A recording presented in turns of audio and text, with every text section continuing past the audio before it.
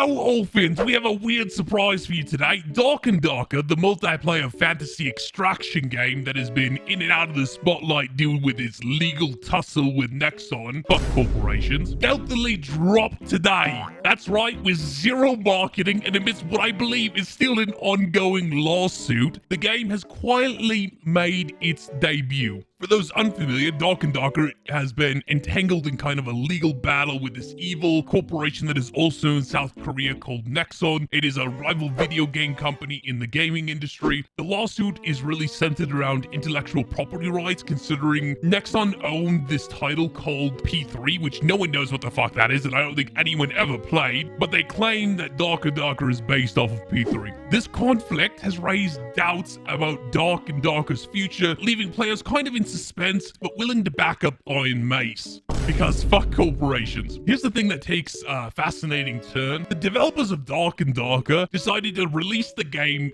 today, completely under the radar, with basically the first news being a streamer YouTuber named OnePeg being the first one to basically get all the information out and release a video. There were no teasers, no trailers, and no grand announcements. This is alpha access, so it's not the full release of the game, but you can buy it now. And you know, kind of like as if they were shadow dropping the game amidst the chaos of their own lawsuit, which kind of brings up some questions I have a little bit. However, I don't really care because the game is fucking great. I love the game. It's in early access. It's a good game, you know, so I'm very happy with this. This unorthodox release, to say the least, is been getting some talk. The question that first comes to my mind is why? Like, why is there no marketing? Why is it suddenly being released? There was no Discord announcements until like way after OnePeg had said it was already being released. You know, the cynical side of me wonders if maybe this isn't a need for some money, as they've partnered with this company called Shaft Gaming, who until today, to be honest, I never heard of before, and it makes me wonder, because it's kind of like a Steam competitor, if they really needed money for their lawsuit or ongoing legal battle. I'm just saying the cynical part of me is like, why else would you just suddenly release a game like that? I'll be the first to say that I have no idea how the law works in South Korea, but there does seem to be a like feel of desperation in this release, like just suddenly doing it, or a blatant lack of why I just don't give a fuck. This has been one of the few games next to Baldur's Gate 3 that I have really been excited to play, and to be honest, I'll probably play both of these games well into 2024, so really I don't give a fuck, and I'm just happy that the game is released. The only thing I do slightly worry about is if the Nexon lawsuit goes bad, what does that mean for everyone who spends like $50 and buys the game, like I am going to do, like tomorrow probably, or the next day? Who knows? I don't really care. I'm kind of viewing it as a,